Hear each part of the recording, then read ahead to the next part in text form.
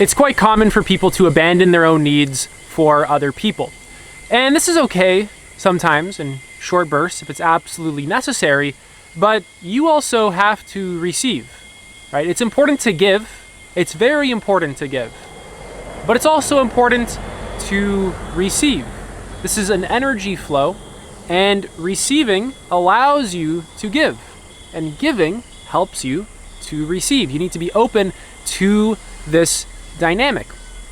Now, often people are afraid to assert themselves, to share their needs, to even feel their needs, to acknowledge their needs, to feel their humanness, to feel their feelings and even their pain around their needs, because a lot of our wounding happens around our needs. We're kind of afraid of all of that. So instead, we kind of just act like we don't have any. We'll act like they're not important. We'll dismiss them. We'll neglect them, act like they just simply don't exist. And deep down, aspects of our psyche don't really like that. Deep down, we feel that there's just something wrong with this. It's a form of self-neglect, right? You're just fundamentally neglecting important aspects of yourself that need attention when you are sacrificing yourself continuously for others and not receiving when you absolutely need to be receiving. So this is kind of a healthy selfishness that I'm talking about in this video, where you're not hyper concerned about yourself 24/7 and excluding others constantly and never giving, because that would be obviously a mistake. But it's just something to notice your relationship to, really. Are you open to actually receiving? Are you open to receiving money, love, connection, well-being, compliments? Are you open to receiving gifts? Do you feel worthy of that kind of stuff? Does it make you feel uncomfortable? Do you close down? Does your body get tense?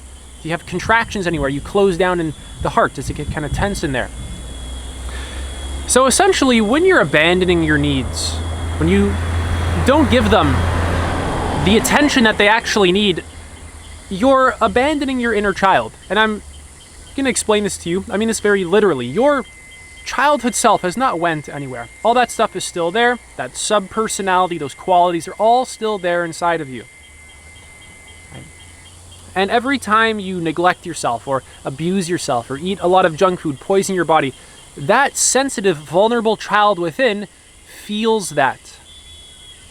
It detects that. It's not a sustainable pattern of behavior, and it's very uncomfortable. Now, you'll need to actually learn how to get clear about your needs and to assert them in social situations and to just meet them. Or else you're going to always be kind of weird around your needs. You'll be too indirect when you need to be direct. Or it'll all just kind of build up and you'll just explode and force and manipulate for them. The need and that instinctual energy doesn't go anywhere if you kind of dismiss it or repress it or avoid it. It just kind of builds up and it becomes toxic as it is kind of held inside of you, as it's kind of held in the body. So you'll need to actually learn how to get clear about your needs and take action based off your clarity. How do you get clear about some of your needs? Right? Mindfulness, journal writing, brainstorm them. Right? I can even tell you a few, like rest, creativity, nature. Of course, obvious things like food, shelter, connection, but self-actualization, self-transcendence, learning to act out of intrinsic motivation.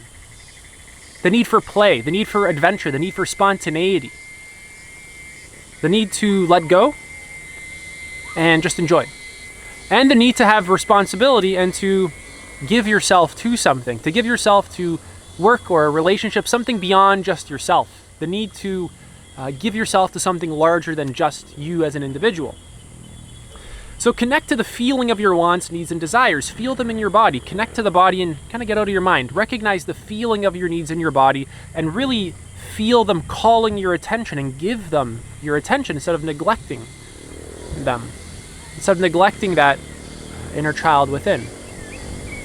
Instead of neglecting that element of your psyche. Instead of neglecting that inner vulnerability and sensitivity around your needs. And act on that clarity. When you're clear about your needs, practice acting on them, right? All this stuff is a practice. Practice getting clear about them. Practice identifying what needs you have, what feelings around them you have. Notice your relationship and your history with those needs, right? Like I said, a lot of our wounding happens around our needs. So when we feel a need, right, we can often feel wounding around that particular need, the need for connection or sex. We can feel ashamed of our sexuality, for example. That would be a wound. And get familiar with just simply feeling the need and its location in your body and just listening to it. Rather than any kind of moral philosophy of like, is this right? Is this wrong? Is this good? Is this bad? What's the feeling? What's the need? Come into contact with that aspect of yourself that you never met properly, that was never met properly, maybe by parents, caregivers, teachers, etc., by yourself. Okay, as a grown-up, it's up to you now to meet those aspects of yourself. You can't expect anyone else to do it. You're the primary caretaker of your own self. And you'll have to make a clear commitment to not sacrificing these aspects of yourself in a dysfunctional way. You'll have to make a clear commitment to listening to them and following through, meeting the need directly, listening to the need, feeling its energy, location, feeling in the body, and actually acting on it. Letting go of any ideas that pull you away from it or ideas that keep it suppressed, any narratives or stories that keep it suppressed. Get into your body. Get into the energy of the body. Get out of the head, get out of the mind, get into the energy in the present experience. Get grounded in it. Feel the aliveness of existence itself.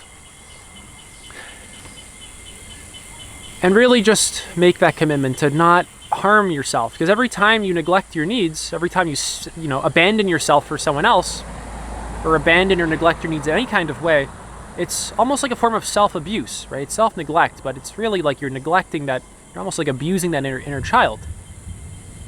Every time it needs something, you push it away. And it's usually quite aggressive, right? It's this sort of like conflict within you that just keeps happening over and over and over again, and it's just not comfortable. And I'm here saying that it just doesn't need to, you don't need to live your life stuck in that. You just don't have to do that. So that's it for this video. If you want to go deeper on the subject, I'm doing one-to-one coaching, right? If you want some help with this. I also have a free book list, right? I've read hundreds of books. I've been reading for like 7.5 years now, probably about 7.5 to 8, really. I have a book list full of the greatest resources that I've came across. These are very high consciousness resources, highly evolved resources. Go to the therapy and healing section, pick up like 2 to 3 of those books, even more to be quite honest. Like aim to read a good amount of those books that's in that section to really start to get clear about what's really going on here, right? A lot of those books are going to help you to ease a lot of the suffering that you experience that you don't need to be experiencing, but our conditioning or your conditioning, right, will keep you kind of stuck in that pattern that's creating the suffering. Right. So if you enjoyed this video, leave a like. Remember to hit subscribe, helps me out a lot. Comment if you have any questions. Take it easy.